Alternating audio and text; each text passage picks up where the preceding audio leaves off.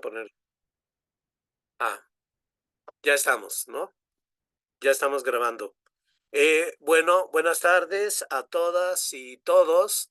Gracias por estar presentes en este seminario de marxismos, donde hemos visto a Marx, vimos Lenin, y ahora vamos a ver a Trotsky, una, tal vez la idea central de Trotsky, creo yo.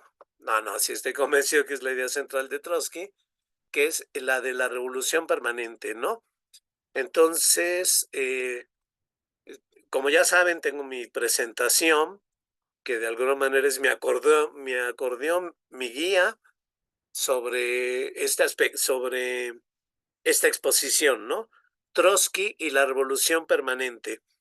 Eh, bueno, obviamente hablaremos aspectos de la vida de Trotsky en en la perspectiva de detenernos, sobre todo en la idea de la revolución permanente y todas las implicaciones que tiene, ¿no? No lo han de saber muchos, pero en realidad León Trotsky no se llamaba Trotsky. En aquella época, ya hablamos de Lenin un poco, y aquella época el imperio zarista, el lugar de Europa más atrasado en cuanto a libertades políticas y de todo tipo, de modo que los socialdemócratas, los socialistas de aquella época, adheridos a la Segunda Internacional, pues tenían que organizar un partido clandestino, ¿no? Donde incluso usaban seudónimos, eh, porque Trotsky, en realidad, Lev Davidovich Bronstein, ¿no? Si le suena judío, sí, viene de una familia judío, León, León David Bronstein, y su seudónimo fue Trotsky, León Trotsky, ¿no? Incluso ahorita les cuento de dónde viene su seudónimo, ¿no? Bueno, él nace en Ucrania, Ucrania, parte de Rusia, ¿no? Eh, y nace un 26 de octubre de 1879, ¿no? Ese de Ucrania también es muy significativo por todo lo que significó la caída de la mal llamada Unión de Repúblicas Soviéticas Socialistas, ¿no? 4 palabras, 4 mentiras, porque no era unión, ya se ve claro con su desintegración, no eran repúblicas, ¿no? Eh, no eran soviéticas, no eran socialistas, ¿no? Este va a ser un tema que Trotsky va a pensar, ¿no? Entonces lo dejamos porque vamos a abordar no solo la idea de la revolución permanente, sino desde esa perspectiva el examen crítico de qué pasó con la revolución rusa, ¿no? Donde hay un libro central que es el de la revolución traicionada. Eh, entonces, él fue el quinto hijo de una pareja de granjeros judíos de clase media. En realidad, él tenía toda una serie de facultades Es que intelectuales se muy le quitó la importantes, pantalla. eh, y tenía facultades matemáticas, ¿no? Él hubiera sido un gran matemático, ¿no? Eh, y por un periodo de su vida quiere ser matemático, ¿no? Pero en ese periodo de su vida estudiantil se va conectando con el activismo. Primero simpatiza con el populismo, los narodniki de los que hablamos cuando hablamos de Lenin, esta corriente de intelectuales jóvenes que se va con los que cree que son sujetos de la revolución, que son los campesinos, que luego, como vimos, eh, agarran una vertiente anarquista de acción directa terrorista, ¿no? Contra la cual Lenin y el marxismo toma una postura crítica, ¿no? El asunto no es ese tipo de acciones directas, atentados contra el zar, matan a uno, por cierto, sino construir un partido de trabajadores, ¿no? Construir un partido de trabajadores con ideas socialistas. Esa es la tarea que los propios socialistas rusos están imponiendo en el movimiento, ¿no? Trotsky simpatiza, les digo, primero con los Narodniki, pero después, por cierto, a partir de discusiones con lo que va a ser su primera compañera, se adhiere al marxismo. De inmediato se organiza él una Liga Obrera del Sur en Rusia, eh, y todas estas actividades en realidad estaban encaminadas en contra de la autocracia zarista, ¿no? Ya hablamos de este régimen monárquico, sin ningún espacio democrático, represivo e incluso todavía con relaciones serviles de esclavitud con los propios campesinos y evidentemente sin dejar prácticamente derechos laborales a los trabajadores que estaban surgiendo en las ciudades, ¿no? Eh, bueno, él empieza a actuar políticamente, pero también es detenido, encarcelado y lo mandan a Siberia, eh, que por cierto va a visitar varias veces, ¿no? Él se la pasa 4 años en un exilio y se escapa para seguir con su actividad política y justamente de uno de sus carceleros toma su nombre, ¿no? Yo me imagino que toma sus papeles, su identidad, algo así, y agarra el seudónimo de Trotsky, con el cual va a ser mundialmente conocido, ¿no? Eh, en realidad, de Bronstein, ¿no? Llega a Londres, por cierto, para esto ya se ha destacado él como activista, pero también como escritor. En realidad hay que leer a Trotsky, ¿no? Trotsky escribe, todo lo que escribe lo escribe muy bien. Entonces conoce a Lenin, Martov, Plejánov, todavía no están todos peleados entre bolcheviques y mencheviques, eh, y están sacando este primer periódico heroico, Iskra, ¿no? La chispa que puede prender la pradera que está seca y puede iniciarse el incendio revolucionario, ¿no? Trotsky rápidamente es cooptado o llevado a escribir en el periódico y lo conocen como la pluma, no por casualidad, ¿no? Sino porque escribe muy bien. Eh, Ahí tenemos a Iskra, ¿no? Eh, entonces él ya está muy integrado al Partido Obrero Socialdemócrata Ruso, este partido que es parte de los socialistas de la Segunda Internacional, y está en Londres, en el exilio, ¿no? Ahí se celebra el Congreso, el segundo Congreso, donde va a venir la división entre bolcheviques. Bolchevique es mayoría, menchevique es minoría, ¿no? Y por cierto, en ese congreso, los bolcheviques de Lenin, o para decirlo de otra manera, Lenin eh, tiene una mayoría que apoya sus propuestas. Ya veíamos en qué términos fue la discusión cuando veíamos la vez pasada estas propuestas organizativas de Lenin y Trotsky apoya a Lenin en la primera parte, ¿no? Contra la autonomía de la organización judía. No, se trata de integrarlos todos a un partido, ¿no? No hacer una federación de partidos. eh, y su lucha contra los economicistas, estos que desdeñaban la organización política por la lucha inmediata, ¿no? Eh, y también, obviamente, contra el revisionismo de esta corriente marxista procapitalista, ¿no? Pero en la cuestión organizativa, Trotsky no sigue a Lenin, en parte porque en realidad en las propuestas organizativas de Lenin estaba quitar a Axelrod y Vera Sasulich de la dirección de Iskra, ¿no? Y justamente Trotsky había entrado a Iskra gracias a estos dos, ¿no? Que eran los viejos marxistas, ¿no? Junto con Plejano. Entonces Trotsky apoya a sus mentores y cuestiona a Lenin, y ya vimos cómo fue ese debate muy duro, eh, con Lenin, ¿no? El centralismo y todo este tipo de cosas que planteaba Lenin, que exagerando, como en muchos debates, y Trotsky era un gran retórico, también eleva el tono, ¿no? Eleva el tono en este debate contra los bolcheviques y su crítica a Lenin, ¿no? De ahí que en realidad Trotsky, en ese congreso, queda como aliado de los mencheviques, ¿no? Esto algunos viejos bolcheviques siempre lo recordarán, ¿no?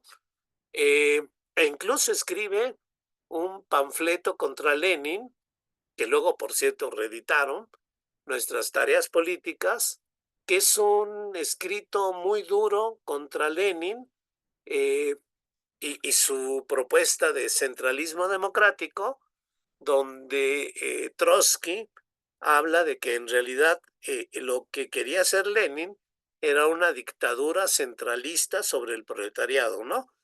Eh, entonces, Isaac Deutscher, que tiene una trilogía magnífica sobre la vida de Trotsky, que hay que leer, por cierto, El profeta armado, El profeta desarmado, El profeta desterrado, ¿no? Entonces Trotsky dice, bueno, hay una gran exageración en este juvenil texto de Trotsky contra Lenin, pero paradójicamente esas exageraciones parece que van profetizando la dictadura del propio Stalin, ¿no? De modo que este texto de Trotsky, dirigido contra Lenin, en realidad bien podía, y bien fue interpretado así, dirigido contra el propio Stalin, ¿no? Eh, Sin embargo, cuando reeditan el libro de nuestras tareas políticas, en el prólogo, los mencheviques ahora son bolcheviques, ¿no? Esto no les quiero hacer bolas, ¿no? Pero de pronto ellos son la dirección del partido, ¿no? Eh, y Trotsky en realidad ya está buscando conciliar la diferencia entre bolcheviques y mencheviques, ¿no? Eh, pero en realidad queda mal con las dos partes, ¿no? Eh, o sea, lo ven mal los mencheviques, lo ven mal los bolcheviques, y Trotsky de todos modos anda en el exilio, Alemania, donde conoce a un socialdemócrata, un marxista muy brillante, Parvus, con el cual tiene intensas pláticas, y hay quien sugiere que a partir de estas pláticas con Parvus va a desarrollar su teoría de la revolución permanente, ¿no? Pero por casualidad, Trotsky regresa a Rusia en 1905. ¿Y qué ocurre en 1905 en Rusia? Pues estalla lo que se conoce como la Revolución de 1905, ¿no? Sobre esta ya hablamos un poco, por cierto, en relación a Luxemburgo, cómo le impacta esta revolución de 1905 para intentar sacudir a la socialdemocracia alemana, ¿no? Pero Trotsky la vive intensamente. En enero de 1905, los trabajadores de San Petersburgo hacen una marcha pacífica al Palacio de Invierno del Zar, encabezada, por cierto, por un padre de esta iglesia ortodoxa, eh, para suplicarle al zar, al padre, que atendiera sus quejas, ¿no? Entonces, no era muy radical esta manifestación, ¿no? El zar no solo se niega a atenderlos, sino a escucharlos y ordena que las tropas del palacio abran fuego contra la multitud. Imagínense, ¿no? Esto provoca un estallido revolucionario, ¿no? Huelgas con demandas económicas que se vuelven manifestaciones políticas. Ahí es cuando se empiezan a formar los soviets o consejos, ¿no? En un principio justamente para unirse y plantear las demandas, ¿no? ¿Cuáles son las demandas que queremos plantearle todavía al zar, ¿no? En ese momento, Trotsky está llegando de Alemania, llega a San Petersburgo y le entra inmediatamente a este proceso revolucionario. Trotsky es un magnífico orador eh, y, y, claro, no solo un orador, un pensador, un político, e inmediatamente tiene un papel importantísimo. Bueno, llega a ser propiamente el presidente del Soviet de San Petersburgo, ¿no? Donde generan un doble poder. Está el poder del Soviet y está el poder del gobierno zarista, ¿no? Y están negociando además, ¿no? Están negociando las demandas, ¿no? Eh, y ahí dice, por cierto, de Auster, 1905, bolcheviques y mencheviques olvidan sus diferencias organizativas porque hay una gran libertad política, ¿no? En ese momento, Lenin deja estas ideas centralizadoras, abre el partido a elecciones, a tener un partido muy vivo, muy democrático. Marto mismo se distancia de los liberales, parece que bolcheviques y mencheviques ya no tiene mucho sentido. Sin embargo, el soviet es reprimido y no matan a Trotsky, ¿no? Lo arrestan, lo encarcelan y otra vez lo deportan a Siberia, ¿no? Y él dice que aprovecha estos exilios, estas cárceles, para escribir. En esta época él escribe un texto, un pequeño libro, también que vale la pena leer, 1905, Balance y Perspectivas, ¿no? Y ahí en uno de su propiamente el primer escrito teórico de Trotsky, y al calor de la revolución rusa de 1905, en realidad desarrolla por primera vez su teoría de la revolución permanente, ¿no? Él luego en otro escrito trata un poco de explicarla, cuál es, digamos, lo nuevo de su postura política, ¿no? Por ahí tiene un texto también muy breve, tres concepciones de la Revolución Rusa, pero tres concepciones de la Revolución Rusa, la concepción de los revolucionarios sobre lo que debiera de ocurrir en Rusia, ¿no? Entonces tenemos a los mencheviques, tenemos a los bolcheviques, que tienen posturas diferentes, ¿no? Los mencheviques, acuérdense, es el zarismo, el autoritarismo, la autocracia y esta idea de que contra eso tenemos que luchar por una república democrática, ¿no? Por reformas constitucionales. Eh, y todo el mundo estaría de acuerdo con eso, ¿no? Pero ¿con qué fuerza, no? Los obreros, pero aliados a una burguesía liberal, ¿no? Que esto en gran parte viene de la polémica que tienen los marxistas con los narodniki, con los populistas, ¿no? Eh, los populistas llegan en un momento dado a pensar eh, una alternativa campesina que se salte al capitalismo. Y los marxistas dicen, no podemos saltarnos al capitalismo, ¿no? Eh, tenemos que avanzar por él, pero en todo caso los mencheviques no son enteramente liberales porque están, como quiera que sea, planteándose eh, demandas desde los propios obreros, pero la revolución socialista se postergaba para un futuro indeterminado, ¿no? Este tipo de pensamientos, por cierto, no se vaya a enojar a alguien por ahí, pero yo se lo he escuchado a Enrique Dussel, por ejemplo, ¿no? Haciendo sus conferencias en Morena y todo esto. El momento actual es el de la 4T, los gobiernos progresistas, y dejemos el socialismo para un futuro indeterminado, ¿no? Por ejemplo, ¿no? Para poner un ejemplo actual de este tipo de pensamiento, ¿no? Eh, y Lenin y los bolcheviques, ¿qué pensaban? Bueno, ellos también, evidentemente, contra el zarismo, están planteando la democracia, ¿no? Eh, pero ellos ponen, evidentemente, toda una serie de reformas para que exista una vida democrática, pero ellos ponen un eje político, revolucionario, con la reforma agraria. Y por eso la alianza que ellos plantean es de los obreros con los campesinos y ninguna confianza en la burguesía liberal, ¿no? Esta es la diferencia entre bolcheviques y mencheviques, ¿no? Que es su actitud ante la propia burguesía liberal, ¿no?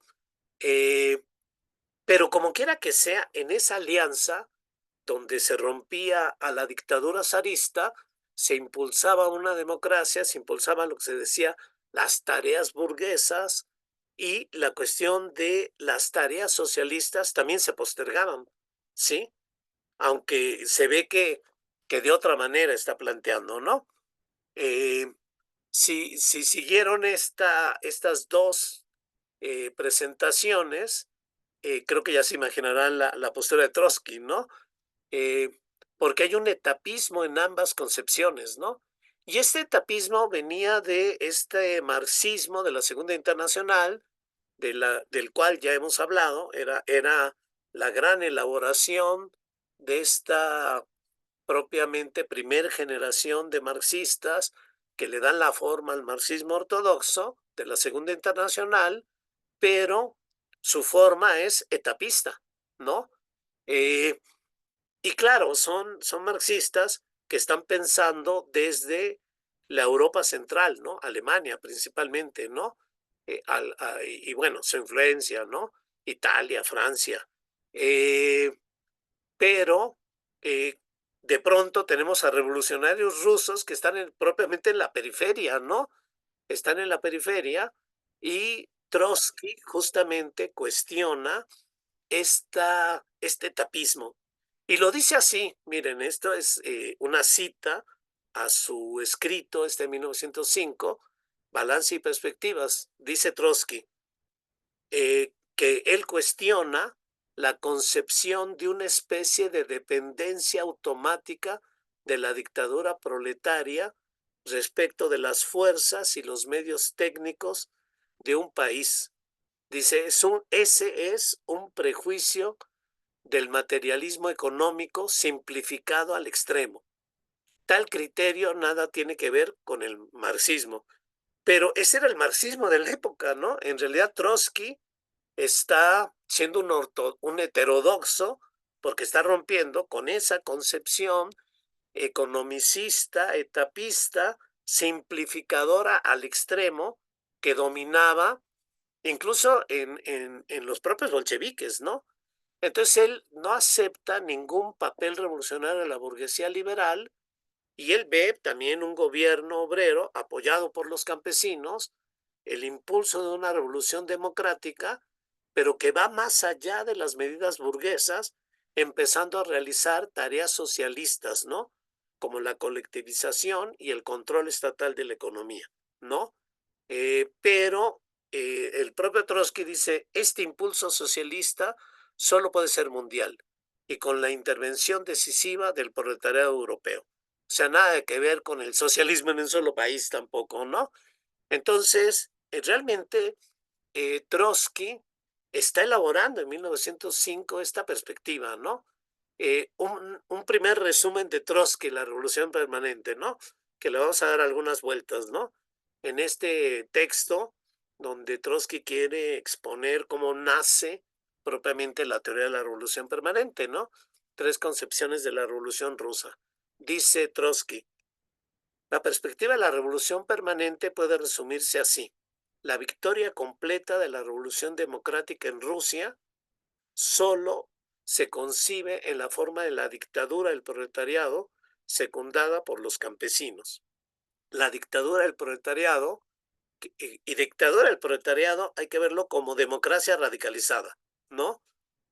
Como luego va a decir Marx, ¿qué es la dictadura? ¿Qué es la dictadura del proletariado? Y de pronto dice, ahí está, es la Comuna de París, ¿no? Así podría decir Trotsky, ahí está, son los soviets, ¿no? Y de hecho lo va a decir. La dictadura del proletariado que inevitablemente pondría sobre la mesa no solo tareas democráticas, sino también socialistas, ¿no? Eh, Daría al mismo tiempo un impulso vigoroso a la revolución socialista internacional. Solo la victoria del proletariado de Occidente podría proteger a Rusia de la restauración burguesa, dándole la seguridad de completar la implementación del socialismo, ¿no? Ahí está su internacionalismo, ¿no? Ahí está su ruptura con toda ilusión de alcanzar realmente una democratización de un país si no tienes una fuerza revolucionaria que va avanzando más allá de las limitaciones de las propias libertades burguesas, ¿no? Eh, bueno, y aquí va a ponerme medio polémico con algunos, con algunas posturas políticas, ¿no? Evidentemente Morena, ¿no? Que la verdad, ¿qué podemos decir? No hay horizonte revolucionario en ellos, ¿no? Ni siquiera hay debate, por eso, ni siquiera hay debate con ellos, porque han olvidado el horizonte propiamente revolucionario, ¿no? Pero antes sí teníamos ese debate contra su etapismo y este tipo de cosas, ¿no? Entonces, Trotsky vive el Soviet de 1905 y eso es lo que le alimenta. En realidad, ¿de dónde viene la revolución permanente? De lo que Trotsky alcanza a ver dirigiendo, estando a la cabeza del Soviet de Petrogrado, ¿no? Donde está viendo la fuerza del proletariado, su alianza con los campesinos y cómo esta fuerza en el Soviet instituye un doble poder, ¿no?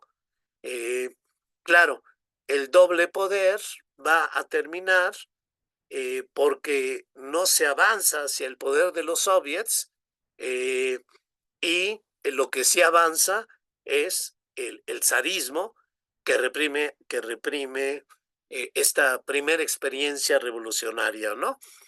Pero ahí está también el aprendizaje, ¿no? Cuando vuelven los soviets en 1917, eh, ahí en la disyuntiva, ¿no? Avanzamos al poder o dejamos que el poder avance sobre nosotros. Lenin, Trotsky dice, avancemos al poder, todo el poder a los soviets, ¿no? Entonces, les digo, ahí escribe este texto muy rico, muy recomendable, Balance y Perspectivas, donde desarrolla muy bien su teoría de la revolución permanente, ¿no? Ahí está el Soviet de Petrogrado, ¿no? Creo que Trotsky es el que ahí está por el centro, ¿no? Eh, pero bueno, en fin, ahí están, ¿sí? Eh, entonces, les digo, a los 26 años, escribe Balance y Perspectivas. Dejen que se los cuente un poco, porque vale la pena, ¿no? Es un libro pequeño, ahí se los recomiendo, lo pueden bajar en internet fácilmente, y tal vez, no recuerdo, ¿no? No recuerdo, el libro es, por supuesto, todo lo que escribe Trotsky está muy bien escrito, ¿no? Y ya hay cosas mejores escritas, pero es una garantía digamos, la pluma de Trotsky, ¿no? Entonces escribe este libro, además lo escribe con la fuerza de la experiencia revolucionaria, ¿no? Entonces el libro tiene varias partes. En la primera parte empieza a hablar de las peculiaridades del desarrollo histórico ruso y el propio desenvolvimiento del capitalismo, ¿no? Las ciudades y el capital, por supuesto, porque es en las ciudades, los centros urbanos, donde se va desarrollando industria y obreros, ¿no? Luego, que es un referente que van a tener todos los revolucionarios, eh, están sus antecedentes revolucionarios, ¿no? Que es la Revolución Francesa, 1789, la Revolución Europea de 1848, y en esa línea pone a la Revolución Rusa de 1905.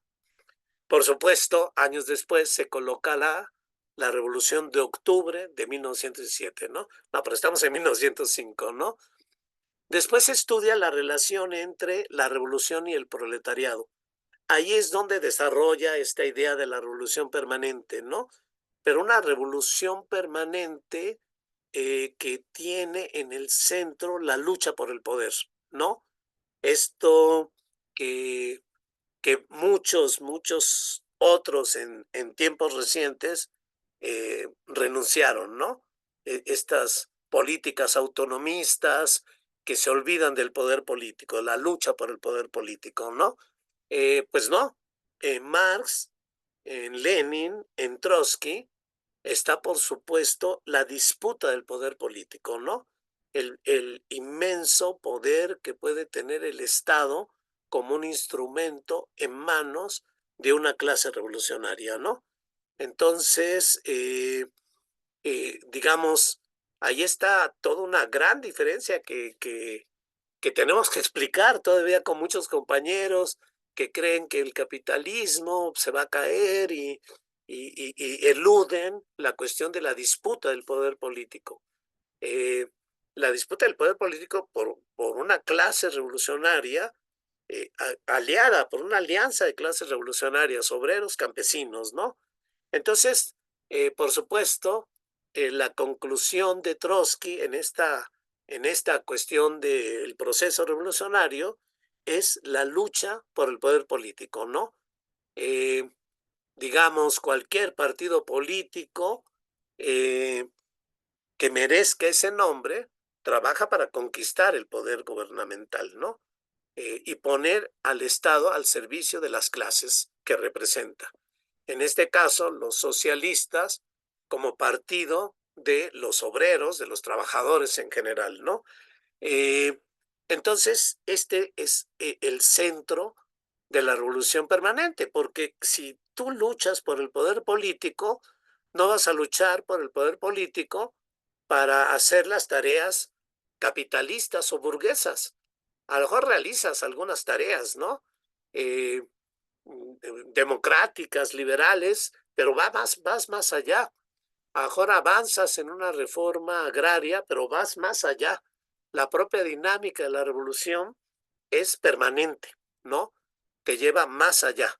Es justamente la disputa por el poder lo que va planteando la propia dinámica de la revolución permanente, ¿no? Eh, que por cierto, Trotsky todo el tiempo está destacando esta relación del proletariado y el campesinado, ¿no? Por eso dictadura obrera campesina, ¿no? O como decíamos nosotros, gobierno obrero campesino, ¿no? Y lo seguimos diciendo, por cierto, ¿no? Y ahora, con la fuerza, el potencial revolucionario de los campesinos ante el colapso ecosocial, su papel cada vez más tendencialmente anticapitalista, ¿no? Eh, entonces, esto es lo que va elaborando en este texto, ¿no? Eh, donde va planteándose las condiciones del socialismo, donde se va planteando eh, la cuestión de un gobierno obrero en Rusia y el socialismo, ¿no?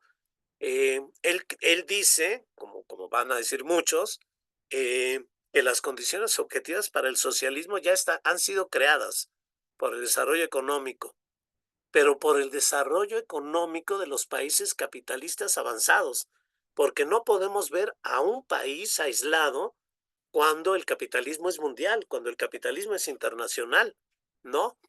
Esta va a ser una idea central en el imperialismo de Lenin, ¿no? Pero ya está aquí en el propio Trotsky, ¿no? O sea, no podemos examinar la cuestión de la revolución solo en relación a Rusia, al capitalismo en Rusia, ¿no? Por cierto, un libro que escribe Lenin, ¿no? Pero vean cómo Trotsky anda adelantado, ¿no? El capitalismo es mundial y el capitalismo mundial nos está poniendo las condiciones para la lucha socialista, ¿no?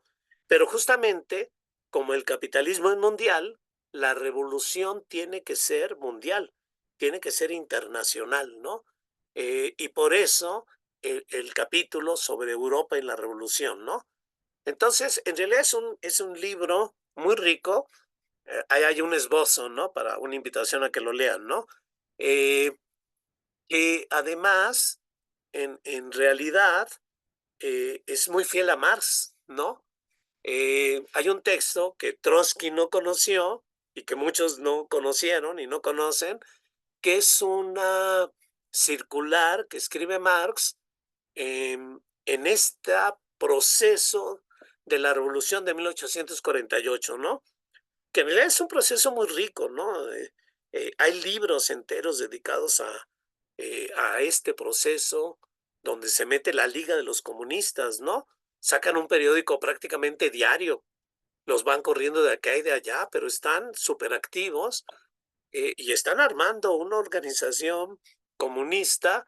Ya luego van a reconocer el propio Marx y Engels que no era el momento de la revolución comunista, pero en realidad sí tienen una actividad muy intensamente política en esta revolución, ¿no? Entonces, en una circular del Comité Central de la Liga Comunista, escrito por Marx, por supuesto, eh, hacen, en realidad presentan la idea de la revolución permanente, ¿no? Dejen que les lea este párrafo, ¿no? Dice en este escrito, y es Marx el que lo escribe, ¿no? Las peticiones democráticas no pueden satisfacer nunca al partido del proletariado. Mientras la democracia pequeño burguesa desearía que la revolución terminase tan pronto ha visto sus aspiraciones más o menos satisfechas, nuestro interés y nuestro deber es hacer la revolución permanente, dice Marx, mantenerla en marcha hasta que todas las clases poseedoras y dominantes sean desprovistas de su poder, hasta que la maquinaria gubernamental sea ocupada por el proletariado y la organización de la clase trabajadora de todos los países esté tan adelantada que toda rivalidad y competencia entre ella misma haya cesado y hasta que las más importantes fuerzas de producción estén en manos del proletariado. Revolución permanente, ¿no? Revolución internacional, ¿no? Entonces, destaco, ¿no? Eh, la revolución permanente se puede desarrollar en un país que no esté plenamente desarrollado el capitalismo, ¿sí? Porque el capitalismo internacional, ¿no? Y tiene que el inicio de esa revolución es la conquista del poder, ¿no? Marx habla de la clase obrera, ¿no?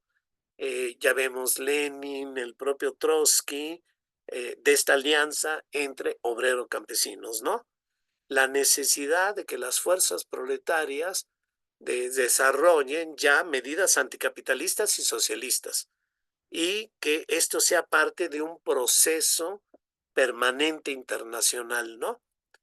Incluso Marx, por ahí se va a cartear en 1881, el último Marx, el viejo Marx, con Vera Zasulich, esta rusa, Narodniki en ese momento, luego se va a volver marxista, donde le pregunta a Marx y el carácter del campesinado, tenemos que esperar que el capitalismo se desarrolle y el socialismo lo mandamos a un futuro indeterminado, y donde Marx va a plantear, por cierto, él simpatizaba con los Narodniki, eh, y él dice, tal vez tengan la oportunidad de a partir de estas comunas saltarse el capitalismo, ¿no? Llega a pensar Marx, ¿no? Entonces, eh, ¿por qué? ¿De dónde viene esta potencia de este marxismo de Trotsky, ¿no? Eh, Logui, Michael Logui, este enorme pensador brasileño, marxista, internacional en realidad, ¿no? Eh, eh, reflexiona, ¿no? Por cierto, el muy luxemburguiano también este Logui, ¿no? Pero evidentemente ve toda la luminosidad de este libro de 1905 y se pregunta, ¿cómo llegó Trotsky a esta concepción? Que está realmente adelantada con respecto al pensamiento de la Segunda Internacional. Entonces dice, es que Trotsky no lee a Hegel. No, bueno, muchos no leen a Hegel, ¿no? Y tal vez podemos decir, no lee a Kautsky y a Mering y a estos. Él lee a Labriola, un marxista italiano, y un marxista italiano que elabora sobre el materialismo histórico, pero con una cierta distancia crítica, ¿no? Entonces, este marxismo de Labriola cuestiona las concepciones economicistas, simplistas del propio marxismo, ¿no? Realmente Labriola quiere hacer algo más complejo con el marxismo, el concepto de totalidad, el proceso dialéctico, tratando de evitar que el marxismo se vuelva algo dogmático y cerrado, insistiendo que el marxismo tiene que desarrollarse como algo vivo, ¿no? Entonces, para Trotsky, eh, esta lectura de la Briola es muy importante, ¿no? Porque el marxismo no es un dogma, eh, como para muchos marxistas de la época, que era incuestionable, es sobre todo un método de análisis, ¿no? Pero un método de análisis no de textos, sino de las relaciones sociales, ¿no? Donde, bueno, pues era genial Trotsky, ¿no? Les digo que lean este Balance y Perspectivas y van a ver un examen muy rico de Rusia, del capitalismo mundial, de la época histórica, e incluso este vislumbre de futuro, ¿no? Entonces, por eso, esta temprana crítica al materialismo económico simplificado al extremo, ¿no? Y en contraste, un análisis complejo, multifactorial, histórico, económico, político e incluso mundial de la Revolución Rusa. Ahí está, ahí está eh, lo que puede hacer un marxismo crítico, creativo, y bueno, ese es lo que va a hacer Marx, ¿no? Contra los fatalismos, la idea de descubrir posibilidades en el propio desarrollo histórico, ¿no? Posibilidades objetivas, ¿no? Nada de que el futuro está determinado, ¿no? El futuro encierra posibilidades y siempre hay una posibilidad de ruptura con el sistema, eh, y hay que buscarla, esa es la tarea revolucionaria, encontrar el momento de la ruptura revolucionaria para que otra posibilidad socialista, la que queremos, sea la que avance, ¿no? Entonces, realmente Trotsky está rompiendo estas concepciones mecanicistas, simplificadoras. Ya luego Trotsky va a hablar del desarrollo desigual y combinado, la ley del desarrollo desigual y combinado, que también va a ser una manera de entender y romper este marxismo economicista, mecanicista, ¿no? Eh, la discordancia de las diferentes esferas sociales, ¿no? La esfera económica está por un lado, la esfera política por otro lado, la esfera cultural por otro lado, cada una con sus ritmos y tiempos, ¿no? En una combinación, en una formación social determinada, ¿no?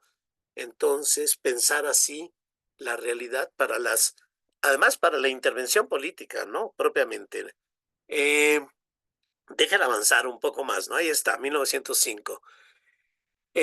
Bueno, llega 1917, eh, está el febrero, está el estallamiento de la Revolución Rusa en febrero, que en realidad viene de una rebelión de los propios soldados, esta formación de los soviets, que es experiencia de 1905, que vuelven a reeditar en 1917, soviets de soldados que votan en contra de sus dirigentes, de la jerarquía militar, votan la paz, abren los soviets a campesinos, obreros, rápidamente el zarismo cae, se instituye un gobierno provisional y Lenin y Trotsky, que están en el exilio, van regresando, ¿no?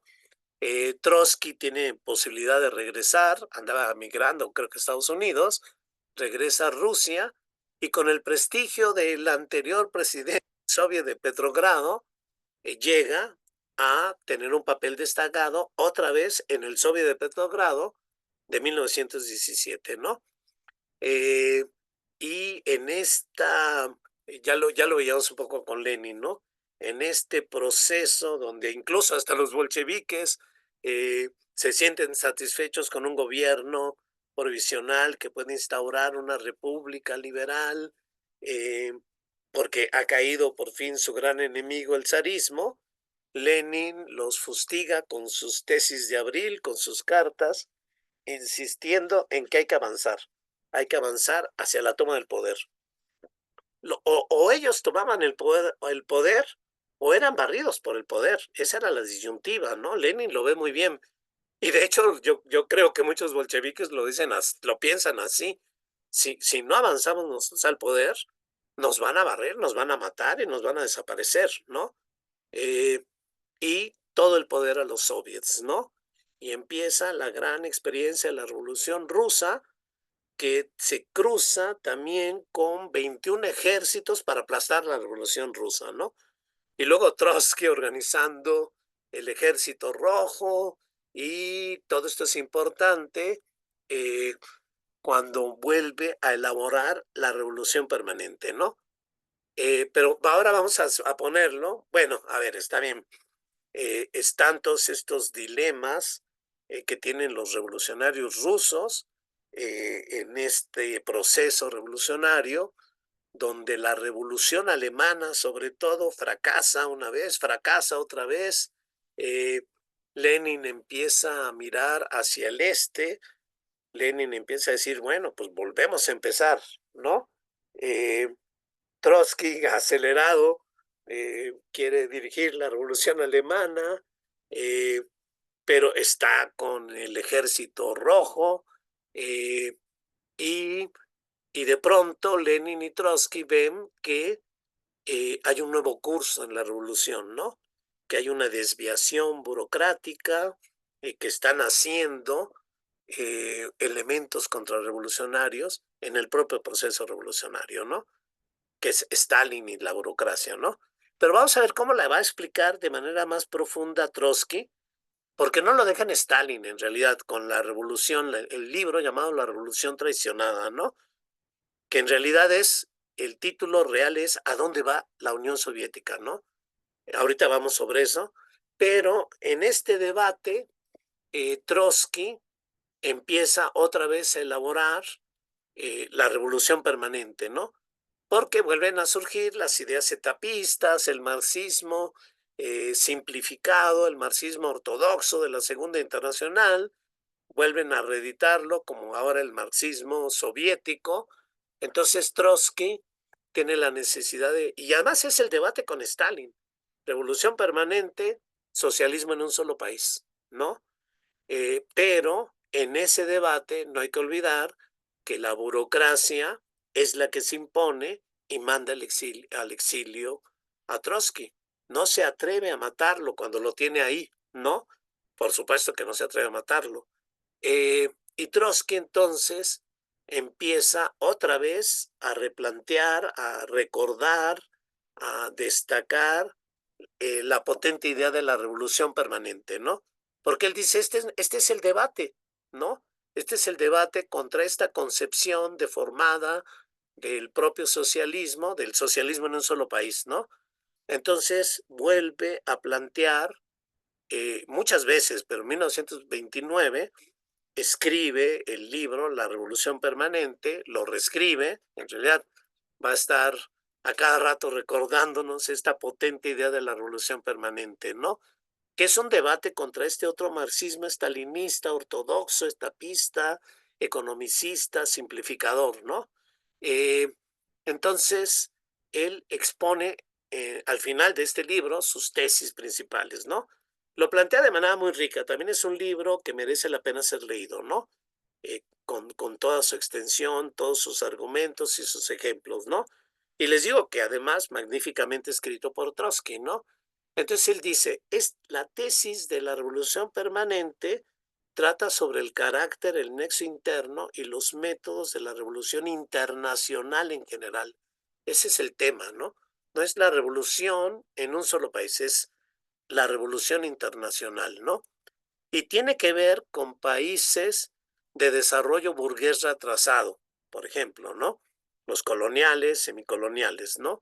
Ahí donde estaba prohibida la idea de la revolución para concepciones etapistas que se fueron imponiendo en los partidos comunistas, ¿no? El propio Partido Comunista Mexicano, no sé, hasta más allá de los 60, va abandonando la idea de la revolución etapista, ¿no? Su propia concepción de la revolución mexicana como revolución democrática burguesa, ¿no? Olvidando los elementos potenciales de revolución permanente que tenían, sobre todo, en estas fuerzas zapatistas, campesinas, ¿no? Eh, entonces, lo que está planteando Trotsky es justamente que en esos países la lucha es revolucionaria. Sí, tendrá sus tareas anticoloniales, tendrá sus tareas democráticas, tendrá sus tareas de emancipación nacional, democratizadoras, pero en realidad estas solo pueden avanzar con esta alianza obrero-campesina. Fíjense, ya no lo está pensando para Rusia, ya su planteamiento es internacional y sobre todo para gran parte del mundo, ¿no? Entonces, subraya la importancia, la alianza muy actual, yo creo, de los campesinos, de los obreros campesinos, para avanzar en una verdadera revolución democrática, ¿no?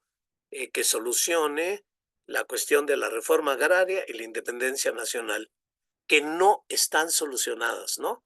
Vean México, ¿no? ¿Quién puede decir que en México hay democracia? Tenemos cine, no vengan con que tenemos cine, ¿no? O en fin, ¿no? Sí tenemos, por ejemplo, eh, según la legislación electoral, los sindicatos no tienen eh, el derecho a organizar su propio partido que venga de los sindicatos, ¿no? Esto no lo sabemos muy bien cuando intentamos formar la Organización del Pueblo y los Trabajadores con el ESME. Teníamos que ocultar todos los apoyos que venían de sindicatos, ¿no? Porque está prohibido por ley, ¿no? No tenemos derecho los socialistas a participar en las elecciones, ¿no? A decir nuestra voz, ¿no? Y a cuestionar todo el sistema, ¿no? No hay democracia, ¿no? Muy claramente en esta coyuntura, ¿qué partido representa a los trabajadores? ¿Qué partido está planteándose solucionar los grandes problemas campesinos, ¿no? Que son soberanía alimentaria, ¿no? Contra el despojo capitalista, ¿no? ¿Qué partido realmente está planteando la independencia nacional si todos aceptan que los tratados de libre comercio, las subordinaciones al Fondo Internacional y este tipo de cosas? México y prácticamente América Latina, el mundo entero. O sea, fíjense la actualidad, ¿no? O sea, en realidad, estas son tareas, incluso hay pensadores que ahora hablan de pensamiento decolonial. ¿Cómo decolonial? Dicen sí, porque en realidad seguimos siendo coloniales. Hay colonialidad del poder, colonialidad del pensamiento, colonialidad epistemológica, colonialidad del ser. Luego así la plantean, ¿no? Muy desconectado, por cierto, de los elementos materiales, económicos, políticos, pero lo que están diciendo, que estas independencias que hemos tenido son meramente formales y seguimos teniendo las grandes tareas que desde que surgimos tenemos, ¿no?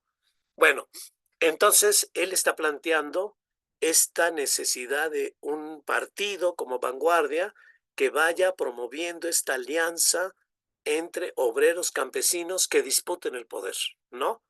Entonces se trata de una dictadura, acuérdense, dictadura, una democracia amplia, en todo caso dictadura contra el capital, así hay que entender, ¿no?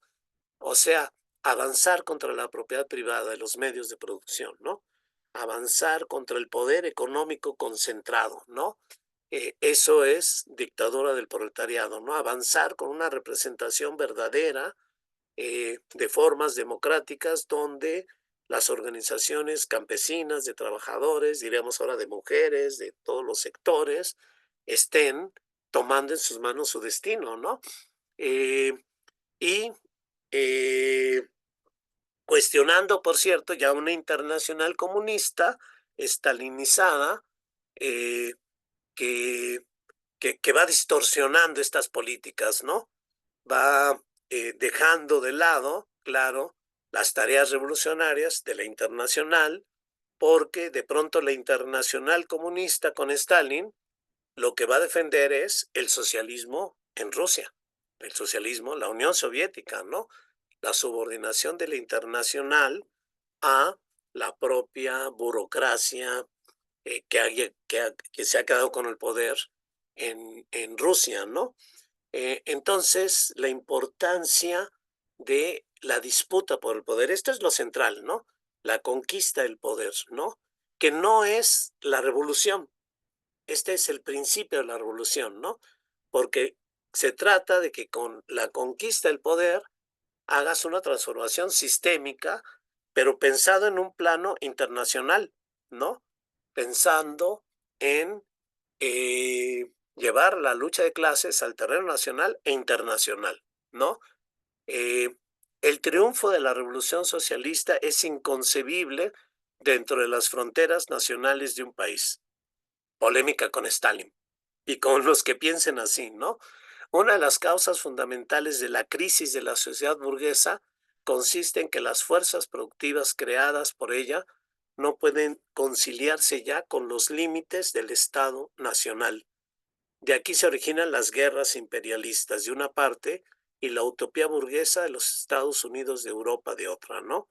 O sea, cuestiones súper actuales para pensar el mundo.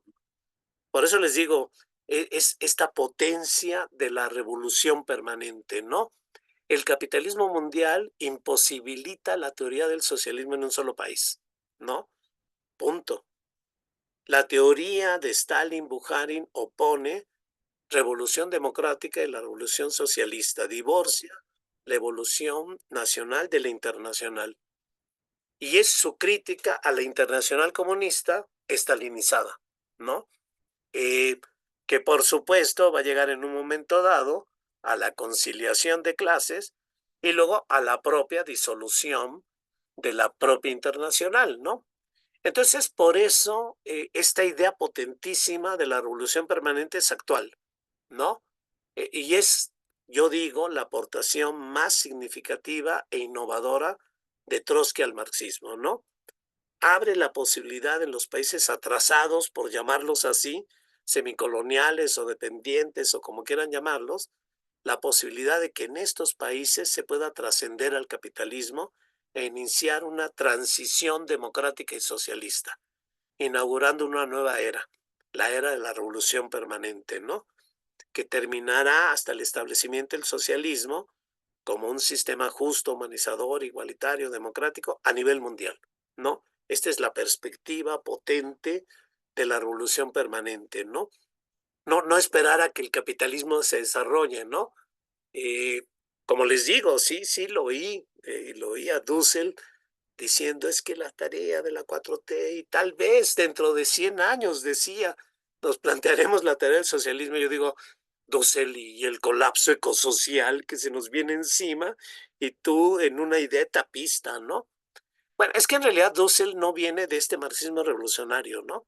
Ya hablaremos, a ver si algún día incluimos al propio Dussel dentro de estos marxismos, ¿no? Aunque yo siempre pienso que no es que Dussel sea marxista, sino cuando Dussel lee a Marx, en realidad Marx se vuelve dusseliano, ¿no?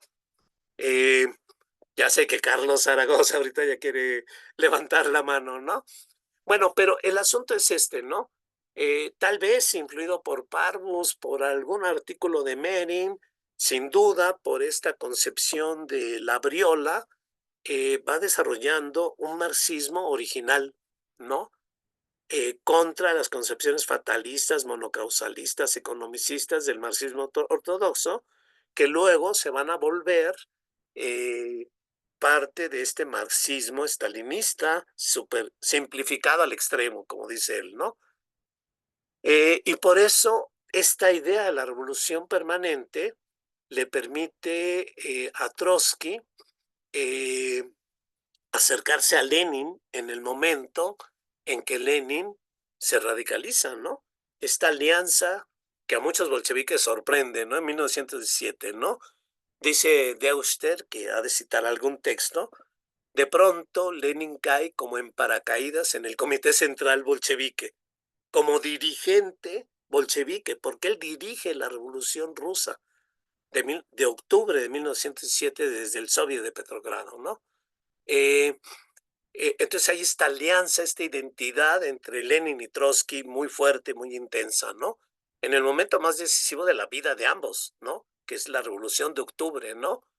Por ahí hay un hermoso libro de Moshe Lewin, El último combate de Lenin, donde cuenta el último combate de Lenin es contra la burocracia estalinista y cuenta con toda una serie de referencias, eh, digamos, no es un libro, no es una ficción, todas estas redes de complicidad que van estableciendo Lenin y Trotsky en este proceso revolucionario, ¿no?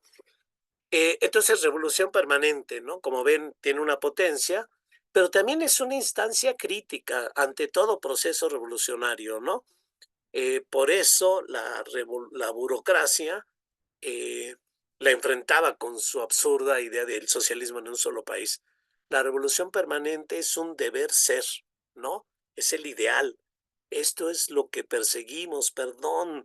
No te detengas con que ya estás muy a gusto con el poder en tu país, aunque sea muy grande, Stalin, aunque sea Rusia, ¿no?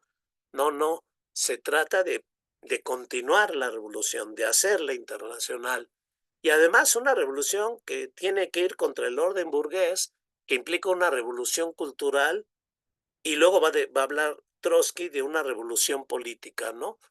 Y esta es una idea fundamental de la Cuarta Internacional, ¿no?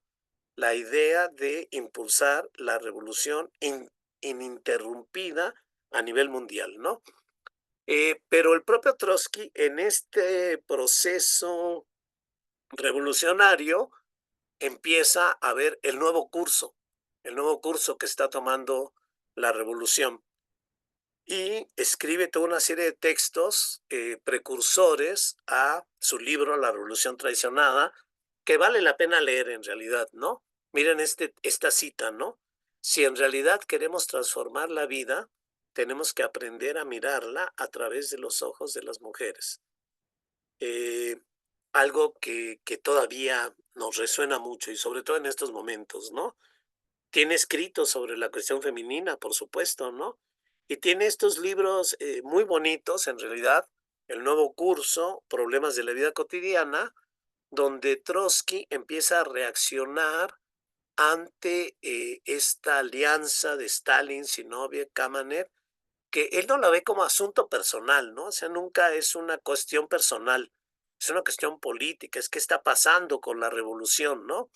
Y él está mirando profundamente, él no los menciona, por ejemplo, nunca los menciona. Él está hablando de que algo está ocurriendo con la revolución, se está burocratizando y hay que darle un nuevo curso, hay que profundizar la revolución cultural, ¿no?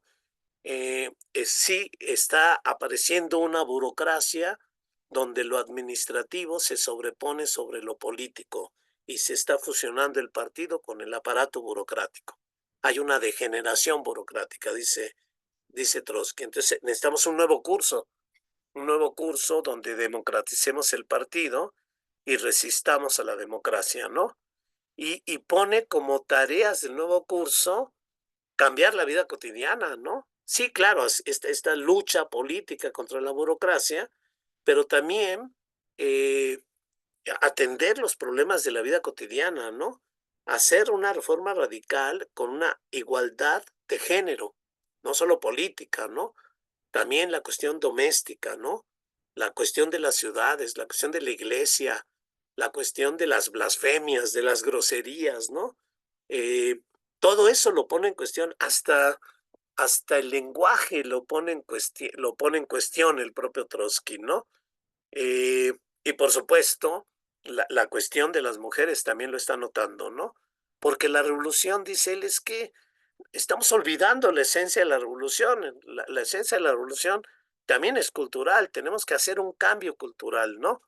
Luego va a hablar de revolución política porque va a sacar la conclusión de la revolución traicionada. No sé, a veces pienso que no es el título. En realidad me gusta ¿qué es y a dónde va la URSS? ¿No? En 1936 vuelve Trotsky a repensar qué pasó con la revolución, ¿no? Unos años antes del proceso de Moscú y de su asesinato. O sea, uno de sus últimos textos, un texto extraordinario, ¿no? En realidad, titulado como La Revolución Traicionada, ¿no? Cuyo texto central es ¿qué es y a dónde va la URSS? Y les adelanto, ¿no? ¿Qué es y a dónde va la URSS? Va a decir Trotsky, no sé. Pero ahorita, ¿cómo que no sabes? Y tú, el más lúcido de todos los revolucionarios, ¿cómo que no sabes, no? Pero vamos a ver cómo lo dice, ¿no? Y me encanta que diga, no sé qué es y no sé a dónde va. Pero no, lo va a decir de una manera muy profunda, ¿no? Porque en realidad este libro es desde la revolución permanente un cuestionamiento a lo que ha pasado en la URSS, ¿no? Entonces, es un libro realmente admirable, ¿no? Crítico, riguroso, analítico, totalizador, ¿no? Nunca, no es un libro personal contra Stalin. No, no sé, tendría que releerlo a ver si habla de Stalin, si dice su nombre. No, no, es una caracterización rigurosa marxista de lo que está pasando en la llamada Unión de Repúblicas Soviéticas Socialistas y la necesidad de una revolución política, ¿no? Eh, si hoy todavía algunos enemigos del socialismo nos dicen que el socialismo fracasó con la caída de la URSS, Trotsky va a decir, momento, la URSS no era socialista. El socialismo no es posible en un solo país, ¿no? Es una patraña del estalinismo. Si hoy todavía enemigos del socialismo identifican a la URSS con la economía nacional planificada, va a decir que las nacionalizaciones y planificaciones de la llamada URSS eran burocráticas y las del socialismo deben ser democráticas, ¿no? Si hoy los enemigos del socialismo hablan del totalitarismo burocrático, dirá, ese es Stalin, ¿no? Ese es más bien no la revolución, es la contrarrevolución, el termidor soviético, y el termidor es terminología de la Revolución Francesa, ¿no? Es Napoleón, es la contrarrevolución, ¿no? Eh, Tal vez este libro, La Revolución Traicionada, debería llamarse El momento contrarrevolucionario, ¿no? El momento contrarrevolucionario, pero no lo pone así Trotsky porque tampoco es fatalista. Vamos a ver cómo le entra, ¿no? Un poco, un esbozo, una presentación del libro para que luego lo vean y yo voy a destacar alguna cosa, ¿no? Les digo, el libro es muy bueno porque es muy objetivo, ¿no? Se tenía todos los datos, Trotsky los sabía manejar muy bien. Por ejemplo, la parte uno, lo obtenido, ¿no? Entonces, empieza con datos, ¿no? Comparando a la URSS con otros países capitalistas y claro, va a encontrar que en la URSS no hay un desarrollo como en otros países capitalistas, eh, no hay una clase explotadora, va a decir, pero hay una capa dirigente privilegiada que se apropia de parte del león del consumo, ¿no? La burocracia, ¿no? Y esto dice, es el pasado, no es el resultado de la revolución, es toda esa burocracia que, por cierto, en realidad también se continuó del zarismo al burocratismo de Stalin, ¿no? En la segunda parte habla del desarrollo económico, ¿no? E incluso los virajes en los que él mismo estuvo comprometido, ¿no? Comunismo a la guerra, la nueva economía política, todavía con Lenin, y luego la desastrosa orientación hacia los kulaks, y luego la eh, también terrible colectivización e industrialización forzada, ¿no? Entonces, Trotsky va sacando consecuencias, ¿no? En realidad, pero aún así dice, bueno, ahí teníamos un debate, ahí estábamos nosotros en el debate. ¿Qué pasó que en ese debate perdimos nosotros, ¿no? Cómo la fracción menos rica en ideas y más cargadas de error pudo vencer. Ese es el problema. Pero fíjense, dice la fracción menos rica en ideas, no dice Stalin. Dice, no es un asunto personal, es una fracción, la fracción burocrática, ¿no? De eso está hablando, ¿no?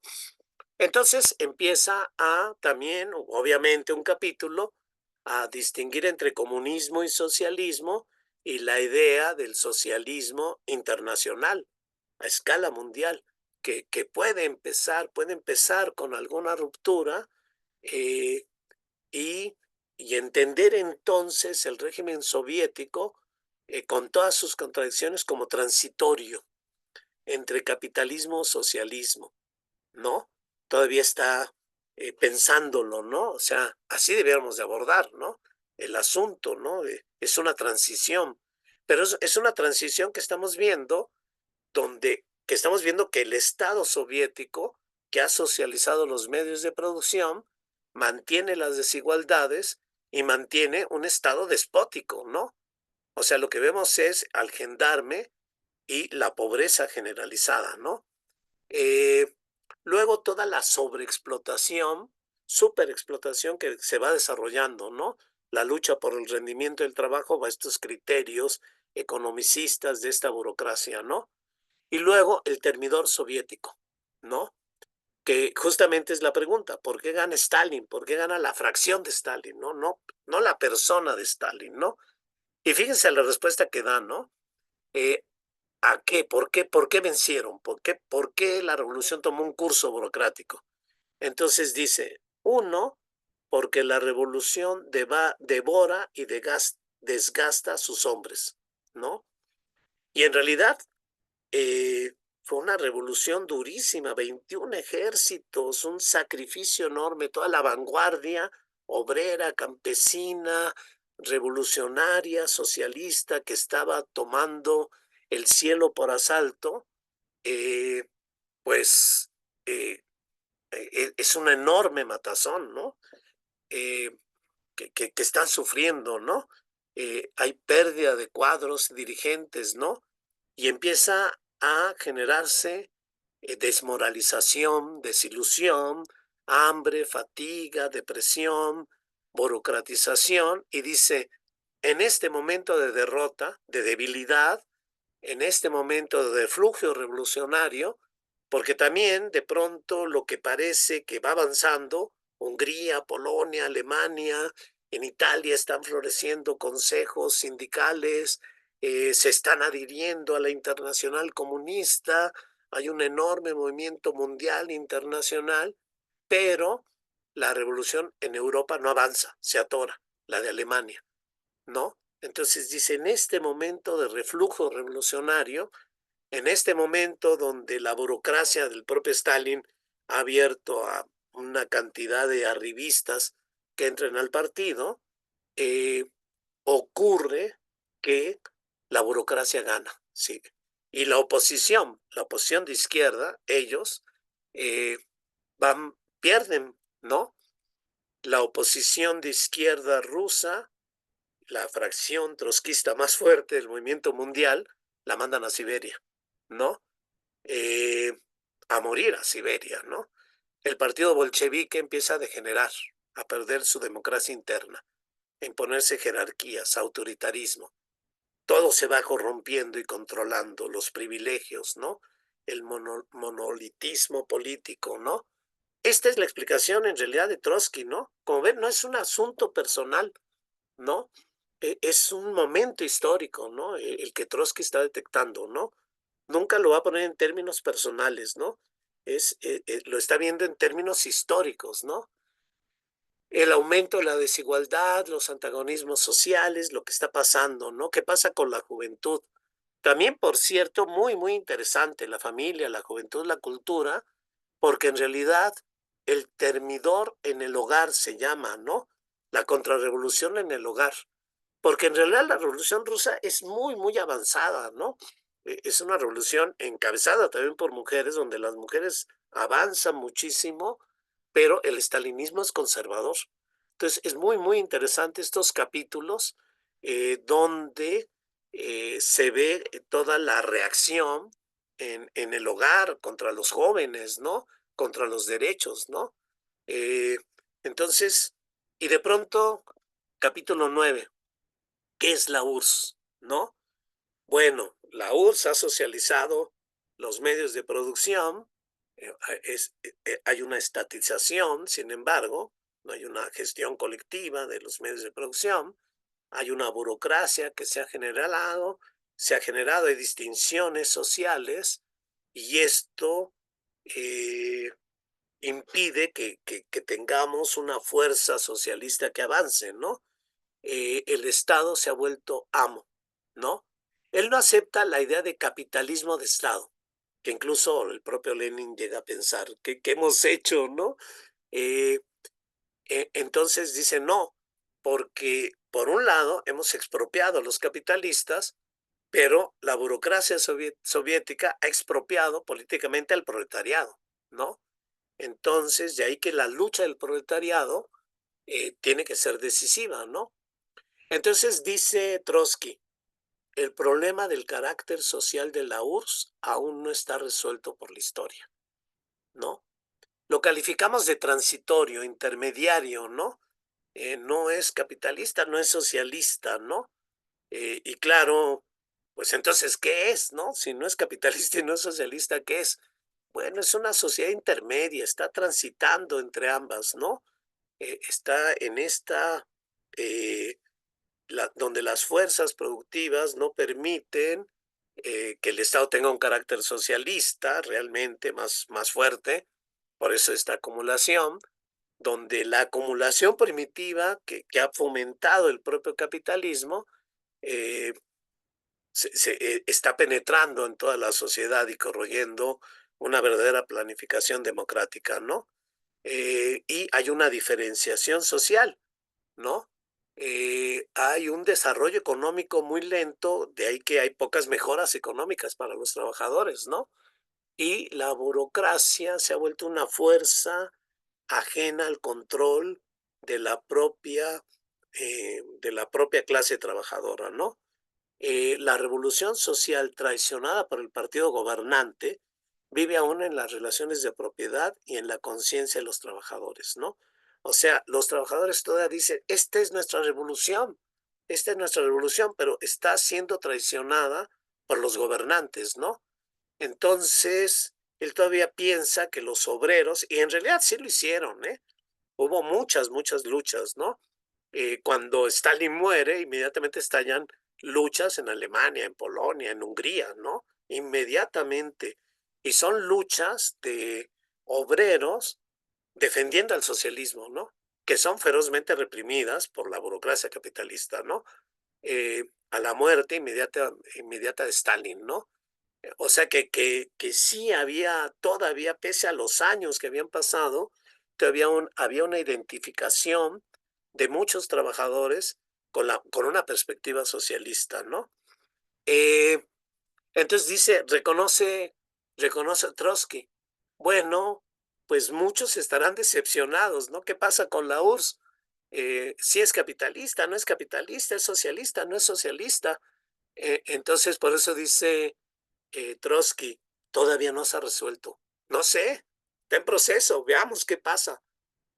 Incluso, claro, piensa en la posibilidad de que regrese al capitalismo, que fue lo que ocurrió, o la posibilidad de una revolución política en los propios trabajadores, que sí se intentó, ¿no?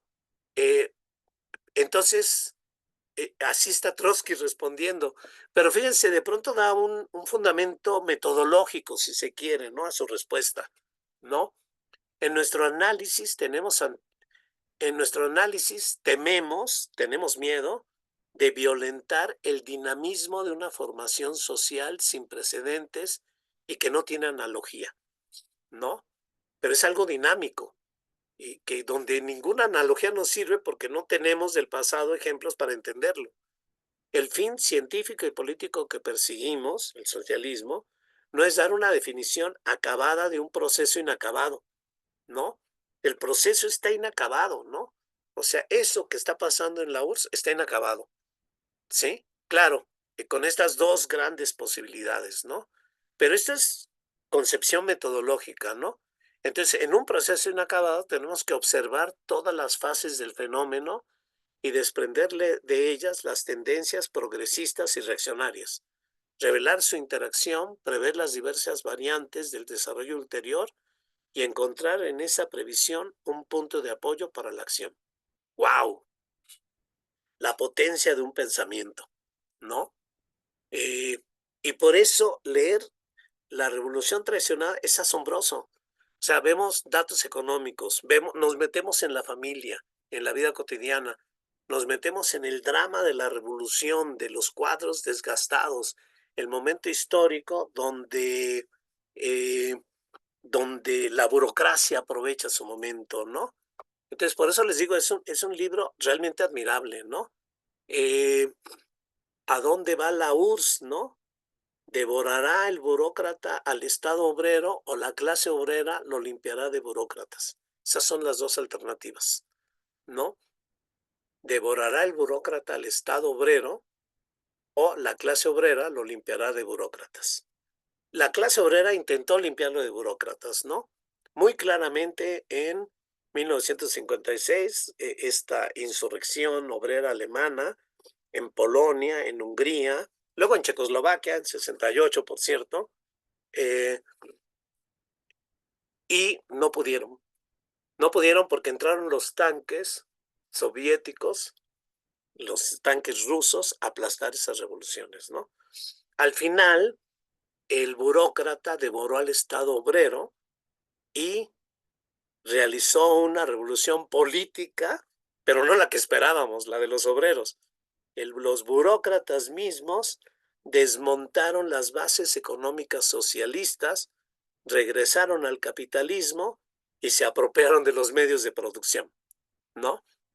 Capitalismo mafioso, por cierto, ¿no? Putin viene de la burocracia, de esa burocracia que se apropió del poder político y también de los medios de producción, ¿no? Entonces, la revolución permanente es esta instancia crítica, pero también utópica, ¿no? La revolución es un proceso, estamos en la era de la revolución permanente, aunque no la veamos, ¿no? Aunque no la veamos, ahí está. Y por eso, otra conclusión que saca Trotsky, que dice, como quiera que sea, estamos en la era de la revolución permanente, el futuro está indeterminado, hay lucha y armemos la Cuarta Internacional, ¿no? Con un programa de transición. Y dice Trotsky, admite, ¿no? La Cuarta Internacional no necesita ser proclamada, existe y lucha. ¿Es débil? Sí. Sus filas son todavía poco numerosas porque todavía es joven. Ahora diríamos, ya no es tan joven, ¿no? Pero existe y vive, ¿no? Hasta ahora se compone sobre todo de cuadros dirigentes, ¿no? Ahora no, ahora no. Pero estos cuadros son la única esperanza del porvenir revolucionario. Ahora tenemos cuadros de diferentes generaciones, ¿no? Pero muchos cuadros sí están en las luchas, ¿no? En las luchas de todo el mundo, por cierto, ¿no? Ellos son los únicos dignos de este nombre. Si nuestra internacional es todavía numéricamente débil, es fuerte por su doctrina. Y su doctrina es la revolución permanente. Por su tradición, y por el temple incomparable de sus cuadros dirigentes, ¿no? Por cierto, cuadros trotskistas atacados por el capitalismo, atacados por el estalinismo, que vivieron eh, un cerco feroz, ¿no? Un cerco feroz, ¿no? Eh, que esto no se vea, que la potencia de esta fuerza de la Corte Internacional no tiene mayor importancia. Mañana será evidente. Pero mañana será evidente si logramos que esta potente idea de la revolución permanente realmente la volvamos más amplia, la llevemos a la conciencia de los trabajadores, campesinos, obreros, mujeres, jóvenes, todos los que están en las luchas, ¿no? Entonces, pues como les digo, esta es la gran idea fuerza de Trotsky, digo yo, la revolución permanente, que medio la expuse, pero que quede también como una invitación, ¿no? Una invitación a leer estos textos de Trotsky, eh, Balance y Perspectivas, 1905, Balance y Perspectivas, sobre la revolución de 1905, La Revolución Permanente, que hay un libro, La Revolución Permanente, que tiene varios textos muy importantes, y este extraordinario libro también de la Revolución Traicionada, ¿no? Como parte de un pensamiento riquísimo, que es el pensamiento de Lev Davidovich Bronstein, ¿no? Mejor conocido como Trotsky. Eh, y bueno, con esto terminamos la grabación.